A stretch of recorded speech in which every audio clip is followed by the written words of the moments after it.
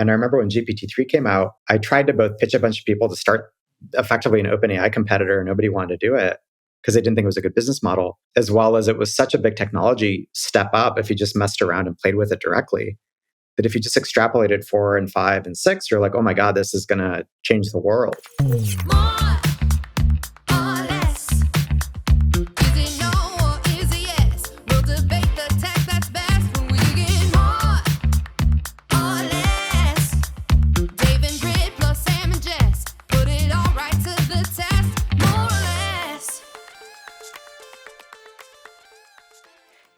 Greetings, friends. We're back for another week of More or Less. How's it going, Morins? Hey, guys. It's going. It's been a stressful day, but we're here. We made it to the pod, and we are so excited to have another special guest this week. I know. This is the special summer guest series. And yeah, without further ado, we are thrilled to have Elad Gil here to join the pod. Thanks for joining us, sir. Yeah, thanks so much for including me today. I think this happened because we have a lot of AI skeptics on the pod, shall we say? A lot or one? 1.5? I'm just very loud. Like 1.75. I mean, it depends on the definition, right? And so at some point, we're like, who could take the other side of this? So no pressure, but no. Well, we're thrilled to have you. For those of you who don't know, and I'm sure everyone does, Elad has can I say storied history in Silicon Valley, or does that make you feel It like just seasoned sounds and old? Yeah, you should say I'm old. No. You can just cut to the chase. Have sold companies to Elad has just lived Twitter, fast. worked at Google. Just lived a long time. I really appreciate I'm in my 7th decade. your domain. Yeah, I feel like it's very succinct of what you've done over the years with investments, incubation, some of your big thinking on longevity, et cetera. And so, if anyone out there doesn't know you, just go to eladgil.com, right? Yeah. I think of you as one of the earliest people to have real conviction around this next wave of AI. Co-host, would you agree with that? Absolutely. Yes. Yeah, Okay. totally. Great. Okay. So we're in agreement. And I got to say, well, here's how we should start. So Sam and I are off one of these, it's tech conference season, as we all know. And we're on the fringe or tail end of an investor conference, 2 days of nonstop AI. But I'm struck by, there was a very well-known CEO whose name I can't name. Don't we all love when we do that? Who basically was asked about the next big AI applications. And this is a guy as in the weeds as any. And he goes, I don't know. So I guess I kind of put that out there as a little bit of a framing. Elad, over to you. What are you seeing in this moment? And what is your thesis about how and where to invest right now? Yeah, it's an interesting question in terms of where adoption is happening. And I think like any technology wave, what we're seeing is a bunch of stuff get adopted really fast and then a bunch of things not working. And I think it's clear that 99% of AI companies are not going to work out, but the 1% that will could be quite large. And, I kind of think of it as 3 or 4 sort of layers to it. Obviously, there's the semiconductor layer, and that's NVIDIA and some startups. There's the foundation models like OpenAI, but also there's a bunch of other types of models that nobody ever talks about, right? We always talk about the language models, but there's models for biology, physics, materials, et cetera, et cetera. There's all the infra, and there's like 5 different types of infra, and then there's the application layer. And in the application layer, there are a handful of areas that enterprises are adopting really fast, and then there's a set of consumer products that are very clearly skyrocketing in ways that we haven't seen in a long time, right? That's ChatGPT, that's Perplexity, that's Midjourney. There's actually things that are working there, and there's things that are working on the enterprise side. And I think from that, is this under or overhyped perspective, one could argue this is very underhyped in part because there's been so little true enterprise adoption. But despite that, you're seeing these massive waves of revenue and usage and everything else. And so the really big wave of AI is arguably, still 2 to 3 years ahead of us. But there's some real stuff happening right now. And then there's obviously a bunch of stuff that just won't work. So It's interesting you say that. One of my favorite blog posts that you've ever written was your end of cycle post. I think it was, I don't know, maybe mid 2010s. You wrote this great post. And I think one of the key signals you talked about in that post was that at the end of a technology cycle, a diversification in startup ideas and use cases being funded kind of potentially signals the end, and that people are kind of frantically moving into search mode. And there's aspects of that going on right now in some parts of the ecosystem. And so I'm curious how that, how does that thesis play today? in the AI cycle? I think there's two types of diversification. There's diversification within a technology wave, and there's diversification across waves. And what I was referring to for that end of cycle post was diversification across waves. You're like, oh, this cycle's over. Let me start looking at all sorts of stuff, clean tech and nanotech and biotech and this and that, and different types of software, because you don't know what's actually going to be the most important thing. And so you're indexing technology waves, or you're moving against technology waves, or lots of founders kind of spread across it. I think that's a little bit different from saying, wow, there's such a big shift in technology that we're going to do a search function within that technology because we know something interesting is going on there. So let's find what that is. And that's what's happening right now in AI. You suddenly have this blossoming of hundreds or thousands of companies all doing a giant search function in parallel, looking for, bits of gold or whatever you want to call it, or moments of product market fit. And you saw that in mobile, and you saw that in the internet, and you saw that in crypto, and you saw that in SaaS. And just like this wave, most of those things didn't work. I think there was a dozen different mobile photo companies that briefly worked, if you remember, right? They all kind of went way up and then they kind of crashed out, and nobody remembers any of them in terms of it was just simple photo upload. And then Instagram came out with okay, we're going to have the common unit, and we're going to have the feed and a network structure and all the rest of it. And suddenly that's the thing that stuck, right?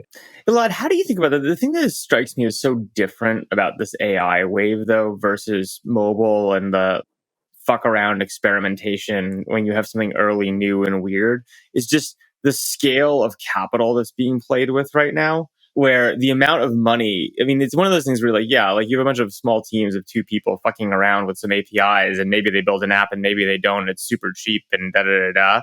This is an era where you're talking about billions and billions and billions of fuck around dollars, right, being thrown around. And how do you feel about that as an investor, right, and as a capitalist? When you think about, yes, I agree in enterprise value from some of this fuck around stuff, but the cost is going to be $1 trillion of capital sunk to create that $300 billion. Yeah, it's a really interesting question, because if you look at some of the numbers that are being quoted in terms of revenue, the revenue basis of these things is really high too. I'll come back to that in a second. I think in prior waves, we also saw mass scale investment. Crypto was huge sums of money invested in ICOs, and even 5, 6, 7 years ago, bad meme coins and other things. The internet, on a relative basis to prior venture capital scale, was massive investment in the internet, including public markets, because companies used to go public within 3-4 years. And so the public market investors were really the flood of capital that happened there versus private. So now we just have these long private things. But if you look at it, for example, Azure in their last quarter announced a $25 billion quarter, of which a 5% lift came from AI.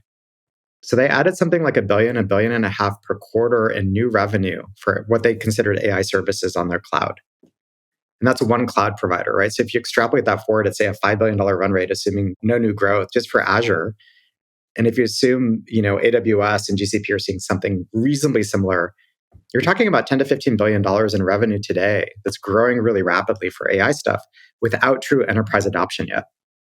The interesting thing for me is, again, when you think about the economics of this all, one thing that really concerns me, right, is you have this setup where everyone's saying, well, this time around, before it used to be stupid venture capitalists burning money, right? And this time around, these very serious players are burning money, right? And they must know what they're doing, and they're serious, and it's real capital, and da-da-da-da. My view is, look, right now we're in a phase where all the big companies, every dollar they spend on AI and report to the market as having spent on AI, their stock price goes up.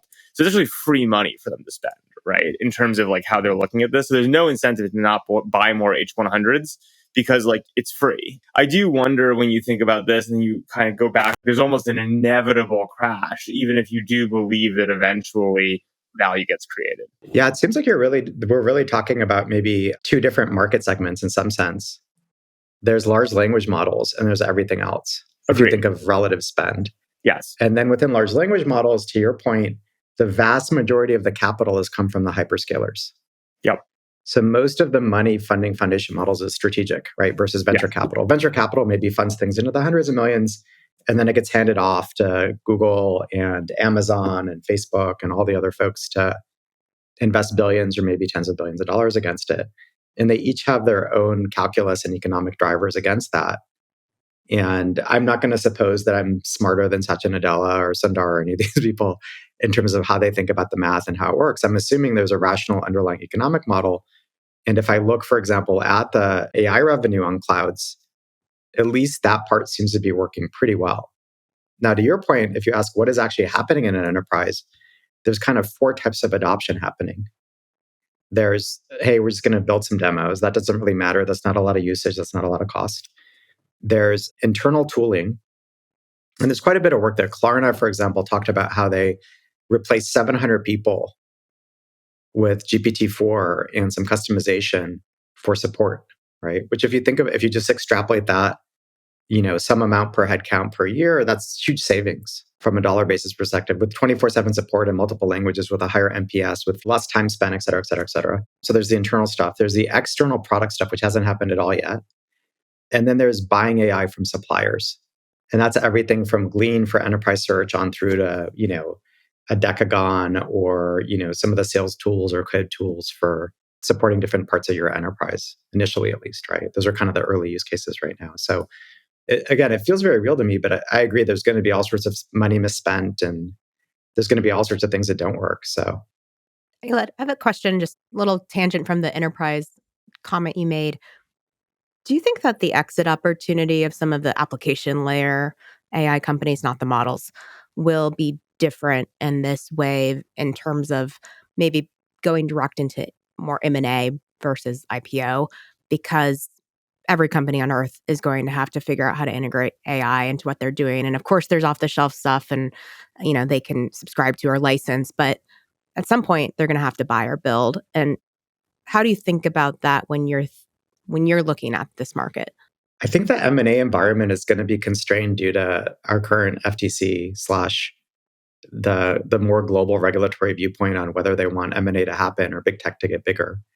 And so it's actually harder to buy things as a public company as it is from a private company, which is why I think what Databricks is doing or some others in terms of buying things while you're private is really smart, because it's going to get harder once you're public due to all the scrutiny.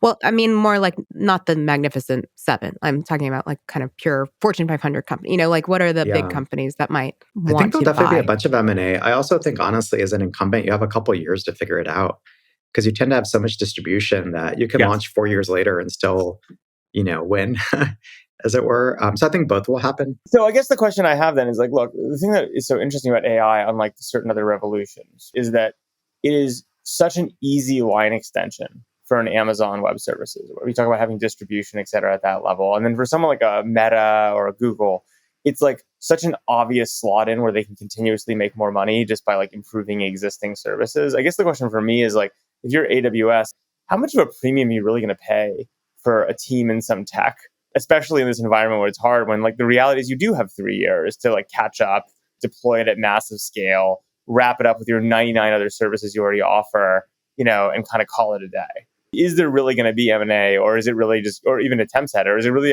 this is another story of it's almost like what happened with mobile on steroids, where in the early days of mobile, I was there's going to be all this innovation, da, da, da, da. The reality is you look at it, it's outside of Uber, it's basically a story of more internet, right? Is this just going to be more cloud? And to add to that, I think the M&A we're seeing, right, isn't really, it's like acqui-hires on steroids, right? I mean, It's sort of in Microsoft buying Inflection's, top team, right? Or something like that. Well, that's right now, but can't that change in a couple of years as some of these, I mean, we had Vinod on last week, right, who was giving us a lot of examples of these more vertical application layer AI companies that really, do have a competitive moat and could be easily acquirable. Yeah, he thinks that AI strawberries is going to be a thing because Monsanto can't compete, so they're going to have to buy his AI strawberries. Right. Whereas Sam, no, I think, and that is a good point, but I'm curious as you're answering this question, you said something earlier about we might be 2 or 3 years away from, I don't know what you meant, even knowing what the next thing is. So it's less knowing what the next thing is and just actual adoption by big enterprise. Okay. And I think usually you see these technology waves where a bunch of people closest to the tech do it first. And that was a researcher starting OpenAI and Perplexity and all these companies. Harvey, right, was started by an AI researcher along with a lawyer. And then the next wave was all the infrastructure engineers who are next closest to it. And then it's the PMs and eng managers who are more dealing at the app layer. And then later enterprises do stuff, right? And that's every tech wave is who's closest to farthest from it. And that's the wave of products that get built effectively because people learn about it over time.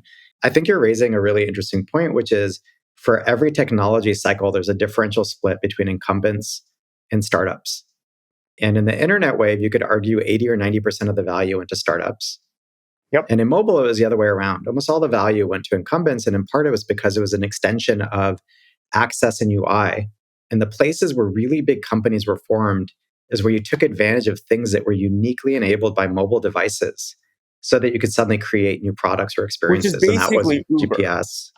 Yeah, it was Uber, it was Instacart, it was Instagram, it was WhatsApp, right? But Instagram, I mean, again, like Instagram and WhatsApp, I think we can argue about because they were bought so early, right? In a lot of ways. But like I would say, like the reality They is were just UI extensions of a prior base. yeah, but my model kind of is like, look, Mhm. Silicon Valley thrive. They really need waves. Like we need this narrative desperately, right? Because like that's how we all like raise LP money and da da da da. And like you look at I it, think it's like it's very different. Yeah, I think it's very. I think that it's like, look, if you look at where value creation was, it's like you now have the oldest companies, the Microsofts or whatever, the Apples are the $3 trillion companies. Yes, they didn't exactly get the internet right. Yes, they didn't exactly get mobile right. But it doesn't really matter, right? They're oracles of the world, right? They've just been around. They have the customers. Then you have the internet wave companies, which are like $1 trillion companies. Then you have the mobile era companies, which are really the max is like $100 billion, right? Like Uber is the biggest, right, of like that native wave there.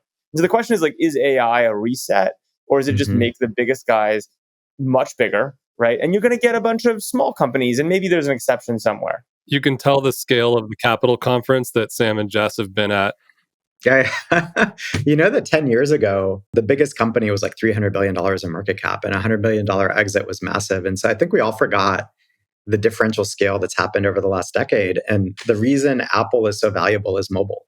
And so I actually would kind of view it as the other side of it, where certain incumbents have really benefited from these waves, and Apple jumped on it really well. I think AI is pretty different in terms of you're fundamentally creating a new type of technology that can do new stuff, while mobile was an extension largely. There was a couple new things, and to your point, that translated into Uber and a few other companies. That's a really good point.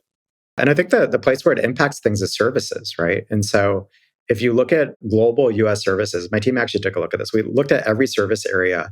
And if you just look at the headcount resident in those services, legal and accounting and certain types of sales and nursing, and you just kind of go through it all.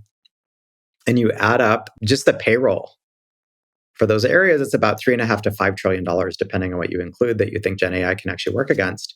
And if 10% of that payroll got converted into SaaS revenue, you've recreated the entire SaaS market, which is about $500 billion a year in spend. So you've recreated all of SaaS market cap. And for some of these areas, nursing is one, accounting is one, there's others, there are big labor shortages right now. There just aren't enough people learning to do these things. So there's also a driver for adoption from a sheer employment perspective. We just don't have enough people, so we're going to have to augment it somehow. Yeah, but just to push you a lot, and I get it. I'm not, I just for the sake of, it's like you take healthcare systems or whatever. Can healthcare systems get way more profitable, right? Can they make more money? Can they provide more services? Of course, of course. Should we all just buy healthcare stocks because we know that's going to happen, right? It doesn't necessarily, or is AI actually quote unquote disruptive enough that you have a new healthcare system that competes? To me, it seems fairly obvious that like the lock-in of customers and data in a lot of these verticals, like it's pretty clear that like there's going to be a lot of money made, but it's not clear to me that AI is disruptive enough, especially to some of these large incumbent industries versus something they can easily adopt, right? And like crush. So to use this analogy that you guys are talking about a little bit further, I hadn't thought of this, but if mobile was just a UI extension of these big incumbents, is the question then, is AI just another UI or not? Or is it a deeper technology than that? Or is it just that we're taking LLMs and we're putting them on top of healthcare, ERP, and CRM systems, and it's just a better UI for the stuff that already exists? Or is there some more fundamental technology Or there? it's not even, David, or it's just a back-end rip and replace. I mean, it's like one of those things where the UI barely changes, right? For the consumer, it's just like way cheaper to provide, right? Which is great. The UI changes dramatically if you can just take your really complicated web UIs and mobile UIs and turn them into a chatbot. Right? Like that's the sort of grossly oversimplified way to think about it. I want to make sure we're also talking. So, Elad, we have a ton of entrepreneurs on this pod, and I think a lot of people are really interested in what to build in this next era. And so, I mean, I think related to this question of what AI is, I mean, you started by saying, you know, with a lot of attention on large language models, but there are a lot of other models as well. And so I'm curious what you're seeing. Vinod was talking about Symbolica and all sorts of things. But what are you seeing that makes you think that there is a bright future beyond LLMs? And what's it like to be investing at kind of that level right now? Mm-hmm. Yeah, it's a good question. I think the reason there's been so much attention on LLMs is because obviously it's such a big step of capabilities. And to Sam's earlier point, there's like if you look at a healthcare network, for example, there's two ways you could do it. You could sell software into the health network, or you could displace it. And I think those are separable things. And I think I've backed recently, or one I've already wired, the other one I committed to invest in some AI-driven buyouts, because in some Yeah. cases you do want to own the asset and 1000%. radically change how you're doing with it. In the other cases, you just want to sell software. In terms of other models besides the language models, there's a huge spectrum. And that's everything from robotics. And there's been really interesting technological breakthroughs there in terms of how you can actually build models for robotics. There's biology, there's medicine, there's chemistry that, you can kind of list them all out. And then there's the other types of media content like image, video, et cetera, text to speech. There's avatars like what HeyGen is doing and some models around that. So there's just so many different things you could be doing.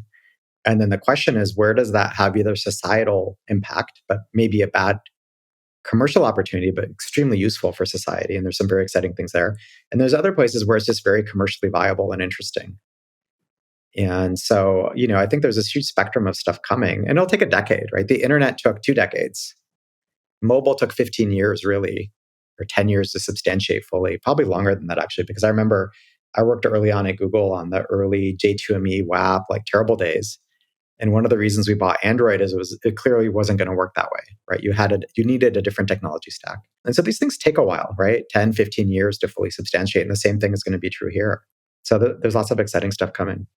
Given that, and as the author of probably one of the best handbooks for how to grow a startup that exists, how do you advise founders to think about, it's going to be 10 years. You might end up failing once, you might end up failing twice before you figure out what works. Like, how do you advise people to think about a 10-year journey?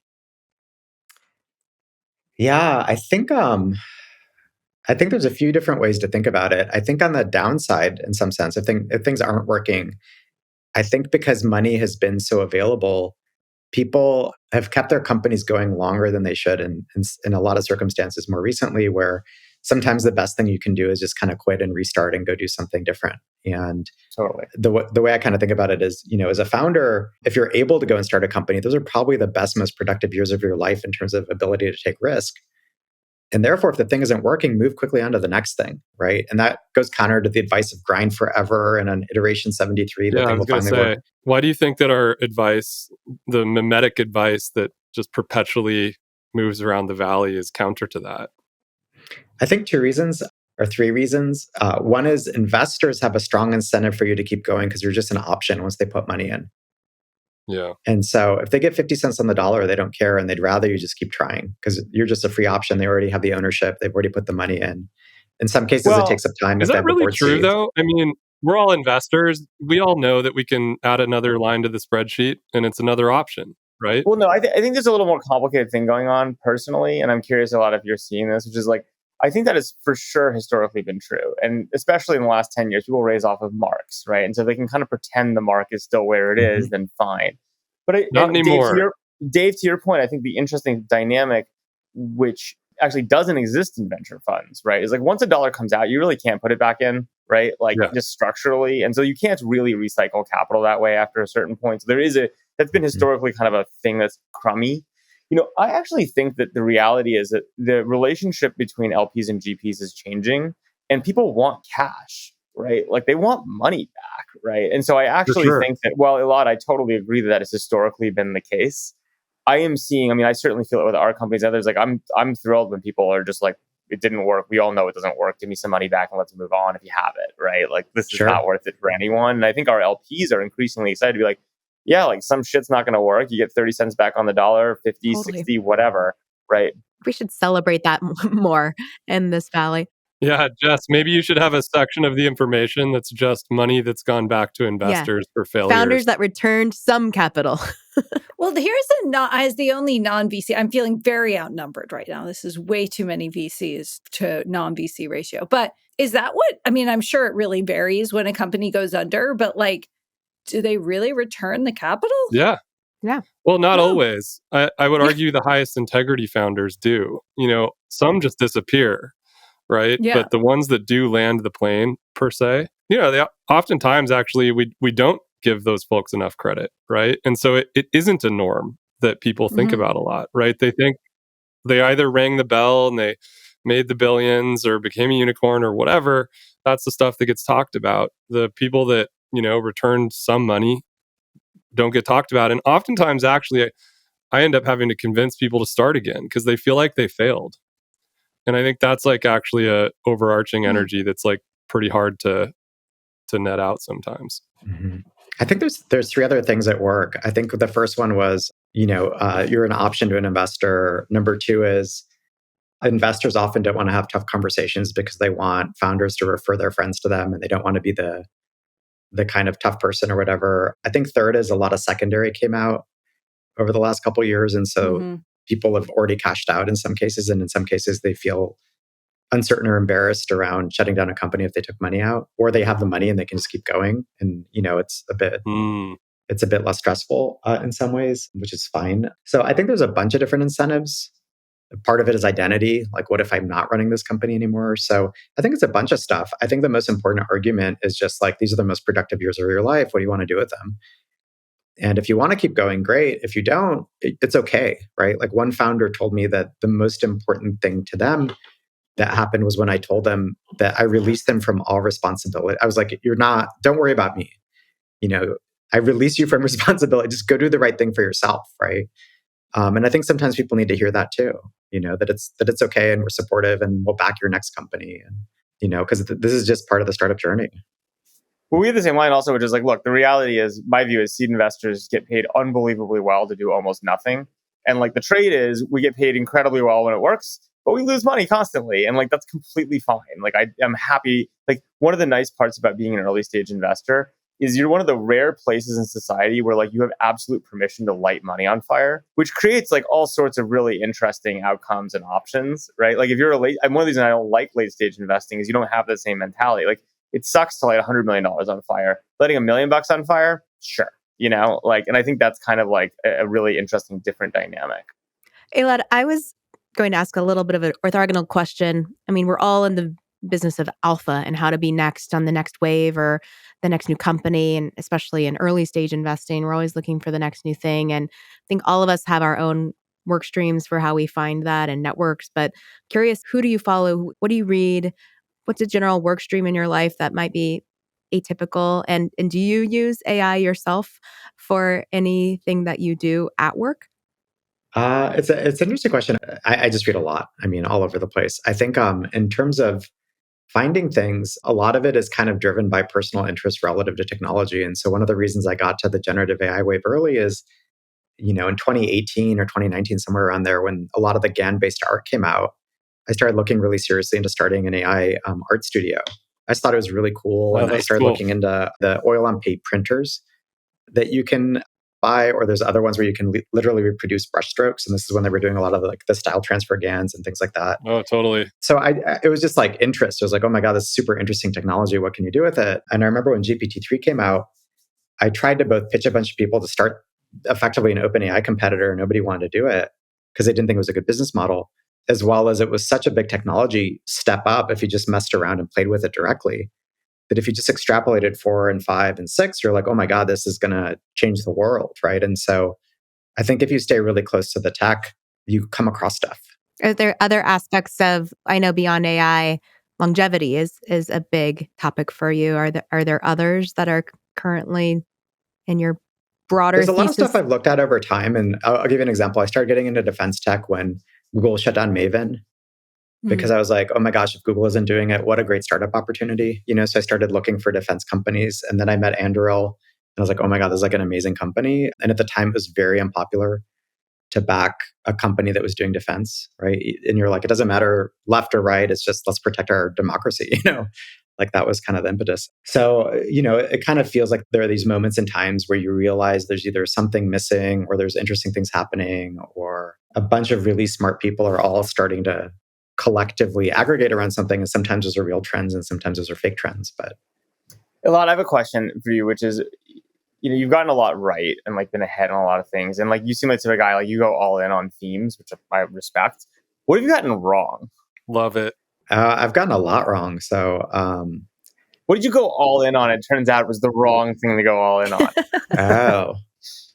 I mean, it depends on how you define that, right? I got a PhD in biology, and I think biotech is a really tough place to work, right? As is academic biology.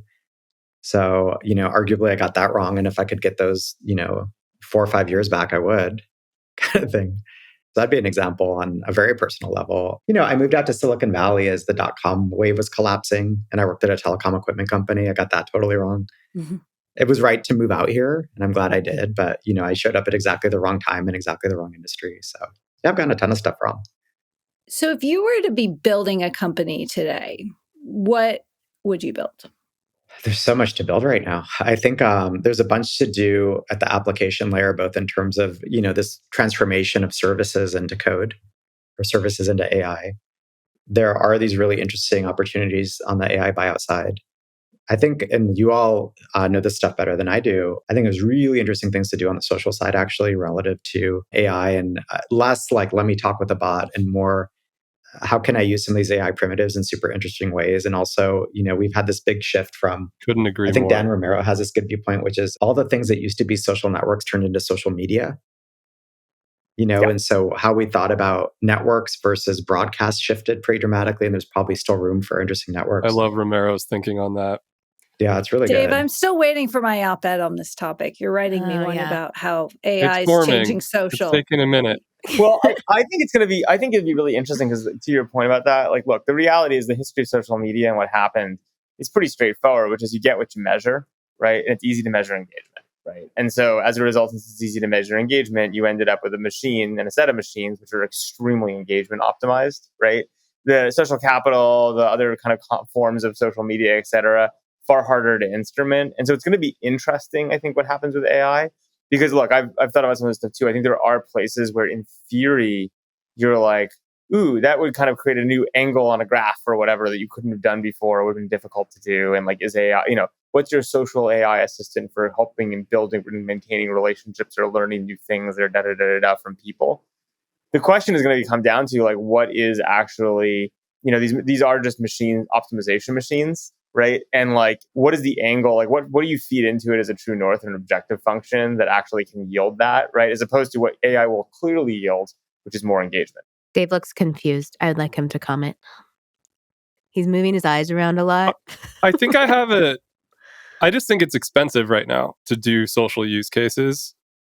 I think that, in order to overlay any of these AI primitives into social use cases, like it's very expensive. And so, I've been talking about local models for a long time. I think that wave, I was hoping actually that the Apple release would include like native access to local APIs, but it doesn't, which is unfortunate, as I was like ready to write checks for social AI stuff. But I don't know, we'll see. So I guess that's what I'm saying. I mean, I get what you're saying at a high level, Sam, but I don't see why that precludes us thinking about innovation and trying to make better things. I'm just saying, like, look, I can tell you exactly how I built an AI-driven like address book that I think would be great for maintaining and building relationships, right? I'm not sure that's a good business, right? Despite the fact, I mean, I've actually kind of built this for myself already, but like, it's cool, it works, right? But is it going to be a really important company versus, what you see already happening in social with AI, which is Instagram is full of fake bikini models, right? Is like a clear thing, right? And like, it's probably also gets computed to zero margin. Like, I'm not sure it's a good business, but it's clearly going to happen. Well, but like the question of could you leverage these new tools to create a social network, not social media, that is highly engaging and has an engagement-based business model even, but that keeps you connected to your friends better than the prior wave? I don't know, maybe. We've all got a lot of experience in thinking about these things. We could probably do a whole podcast on ideas around this. Yeah, I just think that like TikTok has shown us what the true north is of engagement. I think that is like refined sugar, and you can just keep refining it. Yeah, I guess I would just argue that it's lazy engagement, Sam. It's like, anyone can go build a tobacco company or a sugar company and like get people addicted. Yeah, and it works. I mean, Dave, you, as a quick diversion, I think the big news of the week was actually like the Surgeon General coming out and I saying agree. that social media needs a agree. warning label. I agree. And Finally. week before, bill passed in New York that limits how social media companies can interact with kids. And I just saw Newsom's got, Yeah, California is moving to ban phones in schools. yeah. Let's do a quick flash, more or less poll. Who's more banning phones in schools? I'm more for sure. You're more? Elad? Yeah, you have to vote on this too, special guest. Yeah, I think I tend to look at data for these sorts of things, and I think the data on a lot of these topics is pretty weak. And so, fundamentally, it's really interesting to see what's the discourse versus what's the reality, and what's actually causing teenage depression, and there's a lot of other stuff I think to unpack more broadly. You think the data is weak around this? What about it is weak? Like the impact of social products on different classes of teens by age and gender. And so, if you look at that, there's all sorts of other effects in the mix for depending on which slice you choose. So I think that's totally true. I just want my kids to go to school to learn, not scroll Instagram, right? Like, so sure. I think that is a great point as it relates to the broader debate and something I'm curious about hiring a reporter to solely cover this issue, because that's what I do when I'm interested in an issue. But I also think, like, if we can't agree on the school issue, with an exception for like reaching your parents or something, I find that tough. I think there's also, what do you support as a parent, and then what do you want to regulate, and how do you want to regulate it? I guess that's fair. I am so more in favor of very aggressive guardrails on this. Look, I'm old enough to remember when I had my first job out of college at Bain & Company, Facebook was originally like banned on the, like, you couldn't use it in the office, right? Remember like there you was had like, that phone that like had your email, but it was like 2 lines. Remember that? yeah, What I was used that to called? check my email on my flip phone after class, right? Like, I mean, I No, had that in class, Sam. I was there. in class, fine. Yeah. When Elad was doing this stuff, at Google, I was working at AT&T mobile mobility over the summers, working on like you call a phone number and Shazam songs with whatever it was. Like this stuff is like, but it was interesting. Like, again, like my first job out of college, like all this social media stuff was banned in the office because like, why would, like, it's just like a waste of time, right? Like you're there to work, right? And like those things all folded with Apple, right? Like the iPhone kind of shot all that in the foot and it all fell apart. I think it's perfectly reasonable. So like, I mean, I wouldn't let our kids have phones in class, but I also think, to Elad's point, like the data isn't incredibly strong. It gets used in a lot of different ways. And I do think there's a real question about like what regulations we should be placing on schools, et cetera, et cetera. Like I'm generally in favor of more regulation. Dave. I disagree. I think the data is abundantly clear. The science is like pretty hard. It's like really good science. And the science says that I think we're doing irreparable harm to an entire generation, and that it's a national mental health emergency, and that we have to do something. Otherwise, our kids are all at risk of eating disorders is like the middle outcome, and suicide is the worst outcome. And I think that we just have a responsibility as parents to recognize this and to do something. Have you guys read Bad Therapy? Oh my God. Now we're like, this is a parenting podcast. Oh, okay. Quickly. Then we're going back to VC. 3 tips to deal with your toddler throwing a tantrum. I'm happy to pine on that. Yeah. That's in bad therapy. Yeah. And just to finish my point, I actually think that irrespective of your views on the science or the data, I think this is a movement. I've said this a few times on the podcast. And I think when there's a lot of people who are looking for a solution to something and there isn't one, that things can change extremely quickly. And I'd said that, like, I don't know, 3 months ago. And I think it's starting to happen. It seems that way. I think we should expect this to become a national movement very quickly, because I think parents are panicking. To wrap this point before we want to wrap with a final topic on like where VC is kind of overall. But I don't know if you guys remember, but maybe 5 years ago at Davos, Benioff made this comparison between cigarettes and social media. And I remember thinking like, wow, that's extreme, right? Like my own reaction to that was sort of, why is he trying to piss everyone off, right? And then I don't think it's a black or white issue, but to just track how much I think the reaction to now kind of exactly the same. Well, can I point out a better example? Dave and I both worked at Apple back in the day, and I remember the town hall that Steve spoke at in like 07, 08, where he specifically pointed out that Facebook was going to be seen the equivalent of cigarettes, and like how prescient was that, almost 20 I think years it's ago. okay to like compare this to, look, adults drink alcohol. Adults get to choose about consuming media and substances which we know to be harmful, right? And this is a question about kids in my mind. And how do we help and protect our children? Look, right? I have to imagine, but here's the thing. Let's bring this back to AI for a second. It's like, look,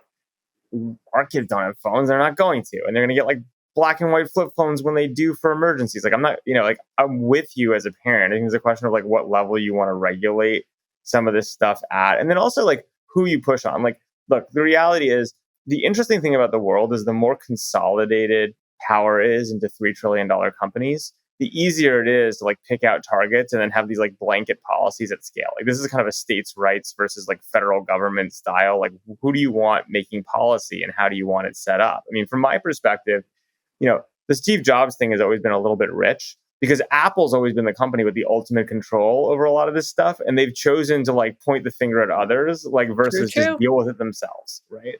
Like on the same time to bring it to AI, look, you think that social media is a problem? Wait until you have a fanciful character that knows you incredibly well and everything about you and is like your kid's best friend, but is like a fantasy made up character, which by the way, will 1000% Coming happen. soon, yeah. Like, for sure. And by the way, like wait until adults, like right now we have a problem where like marriage is on the decline because Tinder has made sex too accessible, right? Like wait until like a generation of men that it's not porn and Tinder, it's just like your perfect AI girlfriend companion and like you destroy human relationships. Like it's right though. Well, like this is just what's gonna happen. Jess, would you care if Sam had an AI girlfriend? Yes, you would. And I wouldn't. I don't know if I'd care if Dave did. Oh my God. Good to know. But the basic point is like, there's a real interesting thing, which is like, we've basically, because of the consolidation of control of some of this stuff, unlike the internet, which is relatively decentralized, relatively less than it probably should be, we've just created these like fatty targets for like regulating things at like national or even international scale. And like there shouldn't be one answer. Like there should be a diversity of answers. So I really think this is a very complicated set of issues about who you go after and how you set it up and what do you want to be saying nationally, blah, blah, blah, blah, blah. And that is completely separate from the question of what the technology will deliver, what human beings want, and then how we'll treat our own kids, right? Like, which I think is very different. Yeah. No, I mean, that all makes a lot of sense. By the way, Dave, a friend of mine who owns a tequila company was just telling me he's got to sell it soon because like alcohol consumption has gone way, way down. Yeah. Well, and also 80 new tequila brands started in the last 5 years, and like half of them are Vice celebrities. We thought like California sober was kind of a thing. What did Elad say about when you need to pivot out in a new market? Don't start an alcohol company. Elad, can I ask you about going back to the AI thing? Like, look, we can all talk about infrastructure and look, we want to go even lower. It's like power and like network. Like there's a lot of layers that you can theoretically invest in. Some of them probably will be railroad-like, where they get way overinvested and completely crash, but eventually are useful. Some might depreciate faster than that, just be huge wastes of money. Some might work, right? Like there's a whole set of things. Then you get to like, what are the capital light application shots on goal that you'd almost want to see? Admitting that, like, even the smartest people and people who have most strong opinions, the basic answer you ask anyone is like, biology sounds like a good idea, and then everyone's like, everything else is like, I don't know, like there'll be something, right? Like no one has. But I am curious, like what capital light shots on goal you think are worth taking effectively, knowing that like we don't know, and like that should be and very scary to everyone, right? Yeah, I think it's a lot of, if you ask what is this wave of generative AI good at least on the LLM side, and again, I think there's all sorts of things you could talk about in terms of image gen and video and text-to-speech and all these other areas, right? But I think it's a lot of things which are highly repetitive email jobs, right? Yeah. That's what this wave, and right now, is really good at, and then we'll start layering on more and more complex forms of reasoning and memory and other things over time. and that'll expand the suite of things that can be done. But if you just ask, where is there a lot of people doing stuff that's reasonably repetitive and is effectively cutting and pasting text or data and manipulating it in small ways, that's a lot of stuff right now in our economy. And that's the places where I think this will be most impactful in the short run. But again, just to push you on that, isn't it too easy? I mean, like there's the RPA world, the robotic process automation world, Sure. where they've like put hooks in and like you're scripting the Selenium front end and like there's all sorts of things you can do. But like, the enterprise side of that's hard, right? And Isn't then like SAS just a wrapper on a SQL database? Yeah. yes, but SaaS isn't worth anything anymore. That's completely not true. It's worth 5x cash flow. It's worth exactly 5x cash Yeah, flow. it's a lot of cash flow though, right? Sam doesn't like making money, Elad. No, I actually make a lot of money and like it quite a bit. But I do think that like SaaS is like, it's interesting to reference SaaS as like the gold standard right now because like SaaS has gone from being this like I'm not referencing as a gold standard. I'm just saying people say that these things are just wrappers on GPT in some cases, and you're like, well, SAS is just a wrapper on a SQL database, and that worked out just fine for lots of people. And so I think the real key is whether or not for some of these applications, again, I'm putting aside consumer stuff. Yeah. On the B2B side, the question for a lot of these applications, and that's different from infrastructure, and that's different from foundation models, and that's different from chips. For the application layer, can you eventually take over a workflow? What is the workflow that you're enabling? Because really what you want is if you swap in and out underlying models, you're still sticky somehow, and a model improving doesn't commoditize you, it accelerates you. Well, can I push you though? I think what you really want, and this is the problem with SaaS, right, is you want low CAC and high LTV, like SaaS, right? And the problem with a lot of this stuff is that, that what you're going to end up with is one, the big mistake everyone made in SaaS as investors is they calculated infinite LTV. They're like, once we have a customer, they are never going to churn, right? And therefore, like we can pay a lot for them, and we'll have them forever. And I think the challenge with the AI stuff, right, relative to the SaaS question, right, is like one, you can acquire the customer. How much does it cost to acquire them? And then two, how sticky is your solution, right? Or is it all very replaceable and actually more replaceable because it's AI, right? Like, what are the hooks you get in to have high LTV? Yeah, this is back to, I think, the point I was making, which I think it's about owning the workflow versus something else. In other words, if you own that workflow, if somebody's living in your application and you have some bespoke either customization of the models or data sets or whatever it is that you want to do, it honestly could just be workflow. Because if you swap a different model in and people still like it as much, or alternatively, if you go from GPT-4 to 5 and suddenly people can do even more stuff, but they stick with you, that's real stickiness and defensibility because you basically created something that's valuable and it's plugged into a bunch of other stuff that people are doing. So I think there's lots of examples of that kind of coming or happening right now. And then there's a bunch of stuff that's very speculative, right? And I think both are happening simultaneously. And as mentioned earlier, with every technology wave, 90-something% of stuff is speculative and it doesn't work in the end. And it gets commoditized, but the 5% ends up being incredibly valuable. And just go back to the internet era, same thing. There's all these high-flying companies worth tens of billions of dollars, literally, that went to nothing. And at the same time, there was Amazon and there was Google and there was PayPal and there's all these other things that happened. Yeah, I think it just comes down to the question of like, to your point about stickiness and engagement, like, do those platforms, is even Salesforce, right, which is running around trying to sell everything branded AI, right? Do they already have the lock-in? And the reality is, yeah, they're going to switch out models and they'll keep improving and their stuff will be shittier than someone else's, but it doesn't really matter because they have SOC 2 compliance and they've done all the hard actual work of integrating and doing the contracting, right? Or is there like actually an opportunity for someone to come in now, convince a company, if we're talking B2B, that it's worth going with the startup versus Salesforce for X, right? And then for that startup to be in a position where they can actually be the one that that sticks, right? As opposed to it being like Salesforce comes along in 6 months and says, look, our stuff is shittier, right? But we're going to bundle it all in, hide the price of it, right? And all of a sudden it's free in a way, right, to you that like they just get to eat it back all up. And we'll see both of those. We'll see both of those models. Like both things will happen. And one happening, I think, doesn't exclude the other. So yeah, absolutely. Both things will happen. Yeah. Fair enough. So before we wrap, I want to just zooming even a little further out. Another favorite theme on the pod is venture capital dead? And specifically, I think when those who argue this, Sam, but I think we all feel like there's been this huge shift, right? The industrial model of venture capital of the last decade where you get Tiger to mark up your round or whatever, right? Is clearly we've seen a tremendous shift. And we talked a little bit about that with the exit market. But Elad, I'm curious, do you feel a shift in investing now versus kind of 5 years ago? And if so, kind of what is it and how has it affected your strategy? It feels like we've had 3 or 4 different shifts happen over the last decade, right? If you go back 15 years ago, the types of venture capital firms that existed are very different from today, right? In terms of stages, in terms of multiple different areas of investment and dedicated funds around one umbrella across lots of different areas. And at the same time, you had certain types of specialists emerge that didn't exist before in terms of crypto and hiring engineers and doing all sorts of things. So I think there's been lots of shifts, right? And I think what people are mixing together in different ways are shifts in business models.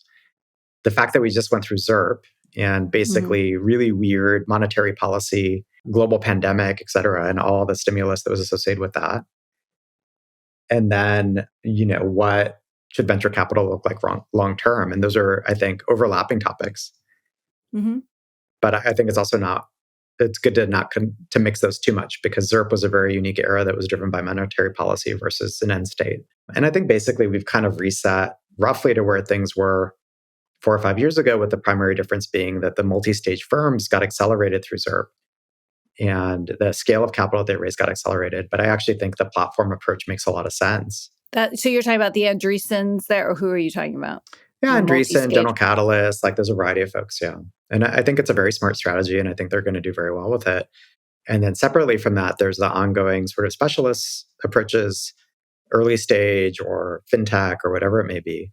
And I think we'll just continue to see this evolution. But there's been an enormous amount of innovation in venture capital over the last 15 years. Even Yuri Milner's investment in DST at the time was so radical, right? No board seat, common stock blended with preferred, super late stage. Like everybody thought that was nuts at the time, right? And it was a brilliant strategy. Yeah.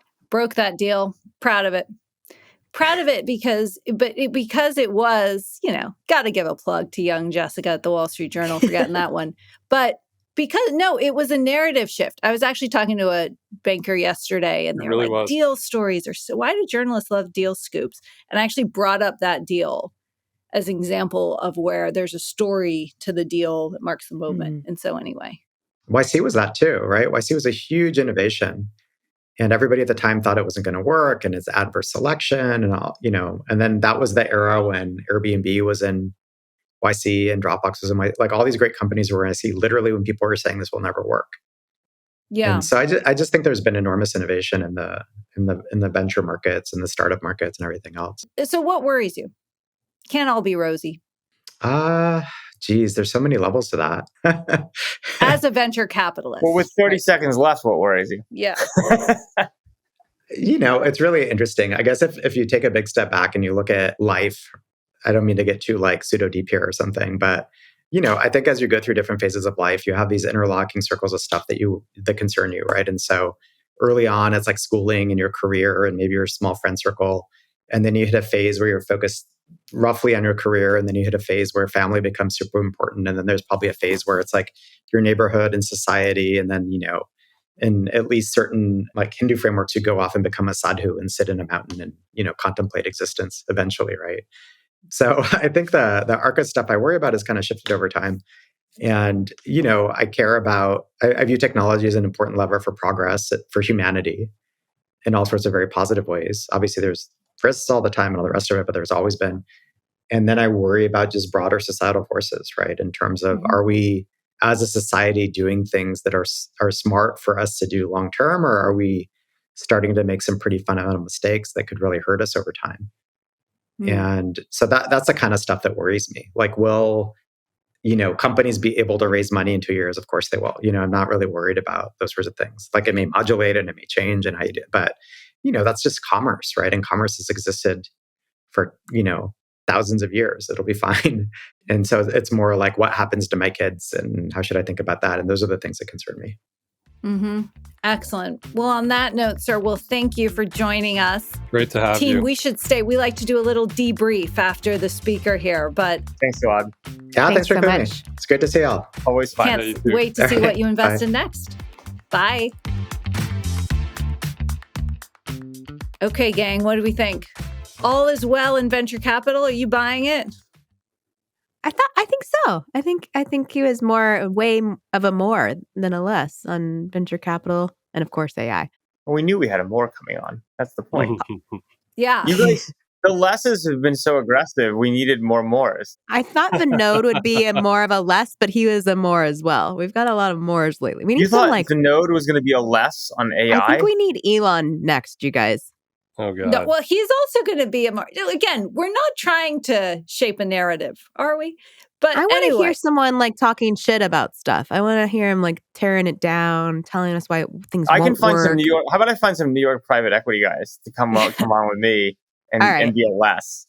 I mean, for the sake of the debrief, right? I mean, obviously, I think Elad's right that like capitalism going to find a way to do capitalism, right? Like, so I think that is actually a good point, and that probably something we've not emphasized enough. I think he also seems like pretty sanguine that like a ton of these things won't work, which is fine, right? I mean, you have to be if you're in this business. That's the whole thing. right. But then there's just a lot of that faith. You know, we really didn't dig into like what gives him confidence that you know, these next wave of models or so forth are so game changing, right? I mean, I'm struck, like I was talking to someone, you know, as an AI bull as they come in the startup world, and they said, "Oh, well, we may be headed for another AI winter." And I was like, "What?" You know, and maybe that was just a little bit of like trying to reset expectations and like tamp down the hype. But Well, the AI winter story is simple, right? Which is like the question is just like how much leverage is left in what we know how to do now, and like, you know, the reality is one thing that has always given me a little bit of angst, right, to say the least, is that a lot of people say like, well, what's the path to AGI? They're like, well, AI will figure it out.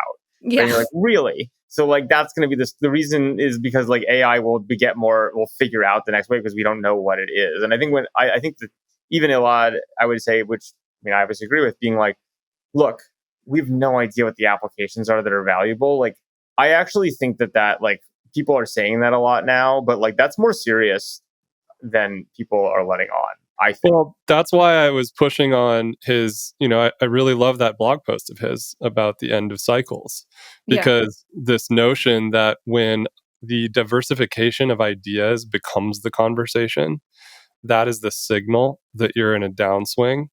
And Sam, you said this a couple pods ago, that it's time to start going short on this stuff.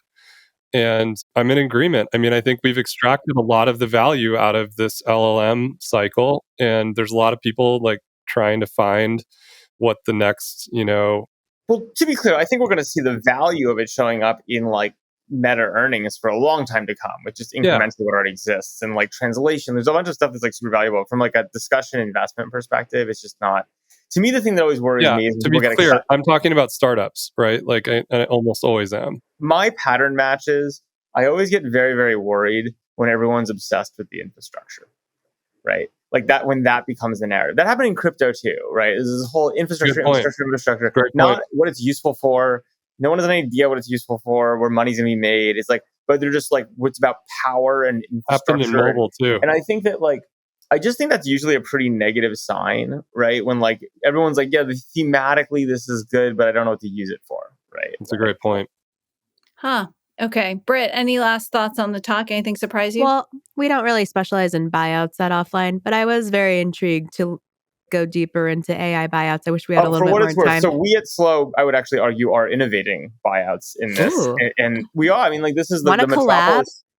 I'm like fascinated by this idea. Yeah. Okay, Sam, I'm giving you the floor to discuss your buyout, and then we're wrapping. Fine. Bread and butter. I couldn't agree more with this from Elad, which is like, look, what we found is it's really, really hard in some segments to sell software, right? And actually, it turns out that it's way cheaper and more efficient to just buy your customers and then expand their margins than try to sell to them, right? And this is the deal, you know, my partner Will really spearheaded this, you know, with the team at Metropolis, where we invested in a parking system that was great.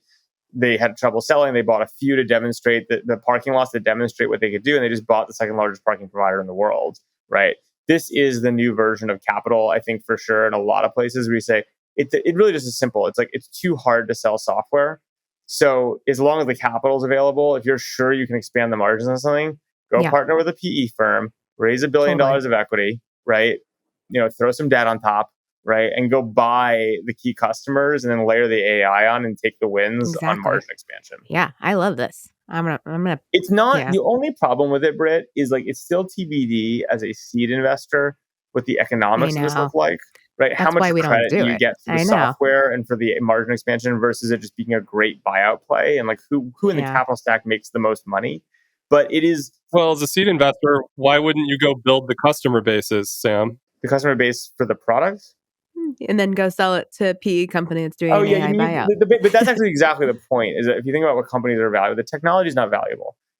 The customers are valuable. Yeah. The revenue, the profit is valuable. Yeah. And so the reality is, if you hit a wall with technology where like technology equal good, but you can't, your CAC sucks, right?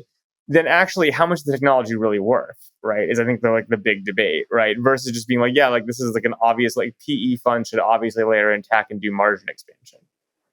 Like, so if the new on that play, Sam, we're going to miss our flight. So that is the ultimate wrap. But I like this. I like that we're scratching the surface on new types of deals, new types of tech deals. Like Sam's like, shit, I have to pack. I know. I'm glad I delivered that warning. With that, thanks to everyone for listening. I hope you guys enjoyed Vinod last week, Elad this week. We'll have a break from the speakers and you'll get the gang of four. If you want to hear from other speakers, tell us who in the comments. And this was our 52nd episode, I think. 52nd episode, 1 year in. Yeah. Woo! We'll have an anniversary party next week. We'll appropriately mark the occasion in true entrepreneur fashion. We let the milestones fly by. But a big thank you to everyone. I got to say, it's really lovely to hear all the positive and constructive feedback. We really do take it. So send us your thoughts. A big thanks to everyone, and we'll see you back here next week for another episode of More or Less. Bye. Bye, guys. Thanks, everyone. If you enjoyed this show, please leave us a virtual high five by rating it and reviewing it on Apple Podcasts, Spotify, YouTube, or wherever you get your podcasts. Find more information about each episode in the show notes, and follow us on social media by searching for @MoreOrLess, @DaveMorin, @Lesson, @JLesson, and as for me, I'm @Brit. See you guys next time.